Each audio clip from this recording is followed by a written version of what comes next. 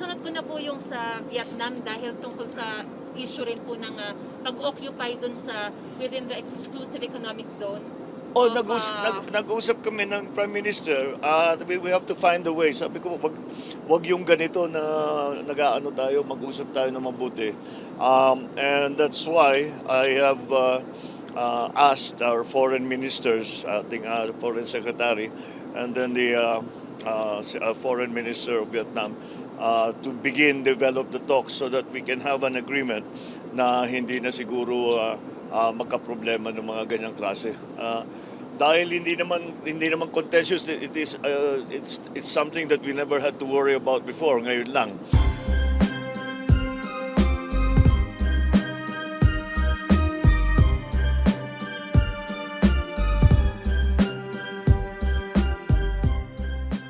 Okay, you start. Afternoon, how are you? What have you achieved during the ASEAN summit? Were you able to discuss with your fellow ASEAN leaders the tensions in Taiwan Strait and South China Sea? And also, sir, can you clarify that when you said yung mapping and sharing of fishing grounds, are you referring to the EEC? Okay. Dami nun. Wait, what really was happened in this last ASEAN summit was new directions kasi there are certain issues that we feel have to be attended to. One of the biggest ones was Myanmar.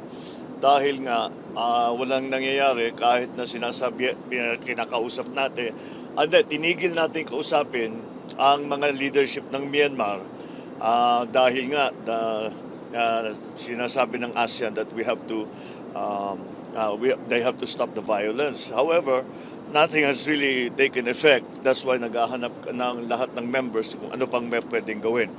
But of course, the background of the whole summit was to do with kagaya nung kanilang theme is epicenter for growth.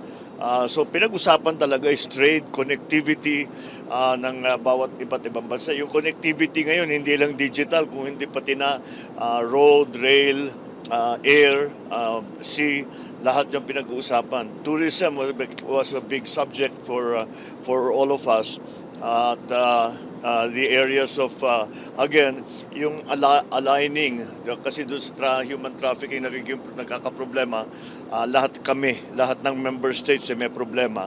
So we have to coordinate and synchronize even our legislation para hindi masyadong maging malala ang sitwasyon sa human trafficking. But it seems to be a problem not only with us but with other countries. But ang backdrop nito lahat is really the economies, the economy of ASEAN, and what ASEAN's role will be when as we recover, as we transform, and how do we do it in such a way that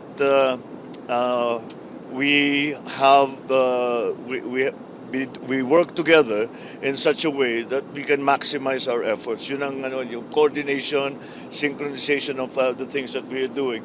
The first step is actually to say, eto kami.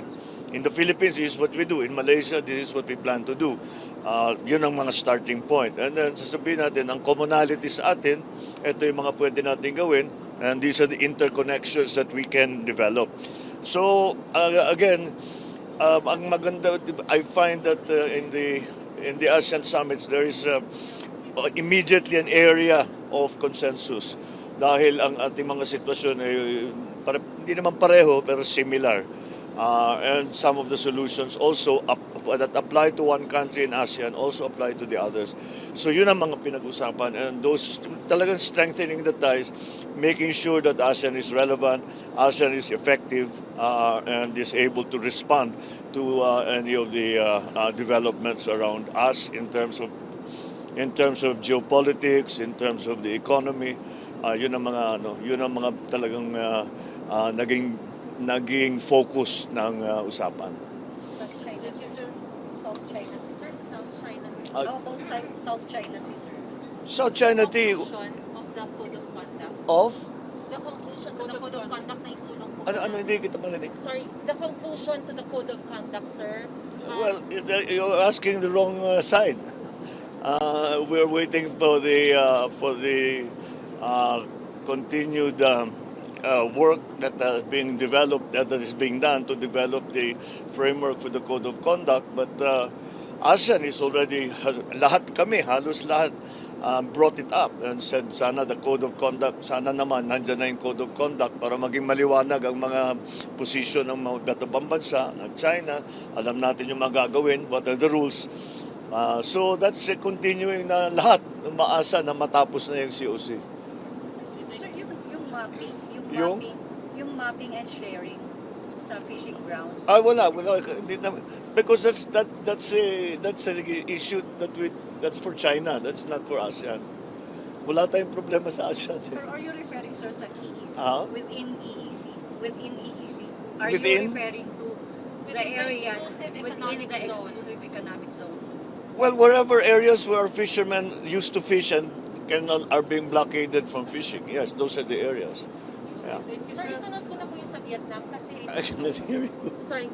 Isunod ko na po yung sa Vietnam dahil tungkol sa issue rin po ng pag-occupy dun sa within the exclusive economic zone. Oh, nag-usap kami ng Prime Minister. We have to find a way. Sabi ko, wag yung ganito na nag-aano tayo, mag-usap tayo na mabuti. And that's why I have asked our foreign ministers, ating foreign secretary, and then the foreign minister of Vietnam, to begin develop the talks so that we can have an agreement na hindi na siguro magka-problema ng mga ganyang klase. Dahil hindi naman contentious, it's something that we never had to worry about before, ngayon lang. Kaya kailangan habang maaga pag-usapan na natin at makahanap na tayo ng sarili nating usapan para maliwanag nga, para hindi magkagulo, hindi magka-incident na mga nangyayari sa atin ngayon. Thank you, Sir. Argil Jadukos of Manila. Hi, sir. Good afternoon po. Sir, Afternoon. were you able to discuss during your meeting with the Prime Minister of the Marquez the attempt of Congressman Davis to seek asylum?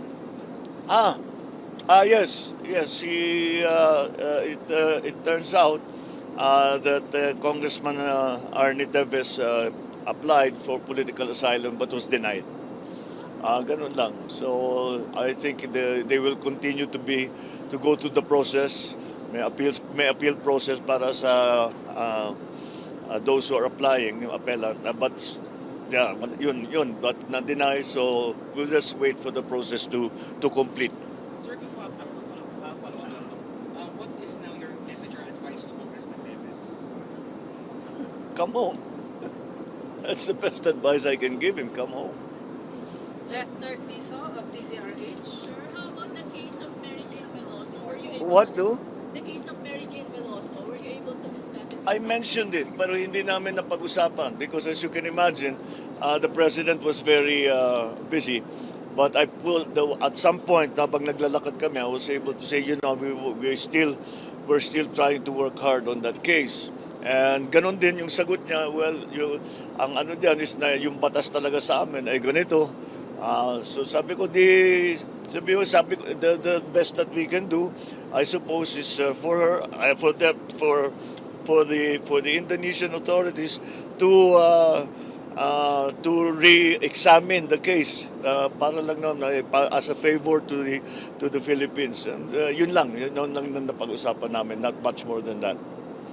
Yeah. Alvin Baltasar, Radyo Pilipinas. Mr. President, magandang araw. Good afternoon. Recently po, sabi ng Philippine Nuclear... Sabi po recently ng Philippine Nuclear Research Institute, mayroon na po tayo talagang problema sa kuryente. Sa energy situation po natin, medyo malala na. At kinakailangan na po natin gumamit ng nuclear... Well, we've been talking about nuclear for a long time. Since at least even before I took office, pinag-uusapan na namin, tignan yan. It turns out there are many nuclear technologies, iba-iba. Ang dami naming natutunan in our last visit to Washington, and then even yung nasa EU kami, marami pala iba-iba. So we are looking at all of them because tama naman yung assessment na talagang kulang ang kuryente natin. So what else can we do? Find new sources. So that's what we're trying to do. The situation with the renewables is also improving. But we may have found some other technologies na hindi magantay ng lead time ng 6-7 years. So pinag-aaralan namin mabuti. Definitely, when it comes to power, we're open to everything.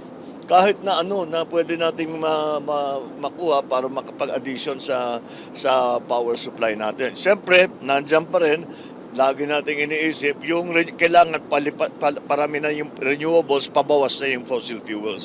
So that's still the situation now. But I hold out hope that the technology will help solve some of our problems. Sir Vince Lopez, Manila Standard. Sir, afternoon po. Good afternoon. Kamakailan po ay inanunsyo ng World Health Organization ang pagtatapos na COVID health emergency status sa buong mundo. At tinanggal po ni President Biden ang COVID vaccine certificate upon entry sa Amerika. Inclined na po ba kayo para baguhin ang COVID health status sa Pilipinas? We did not restore the emergency status of the Philippines. Matagal na, last year pa. So, we don't need to do anything. We are already on a normal footing. Nauna pa tayo sa kanila. And in terms of the requirement that we used to have for a valid vaccine certificate, matagal nang tinanggal yun. So now we have the e-pass that's much easier to use. That really was so that to make the ease of travel better. But we did that a few months back. Okay, thank you, sir. Okay, salamat. Thank you.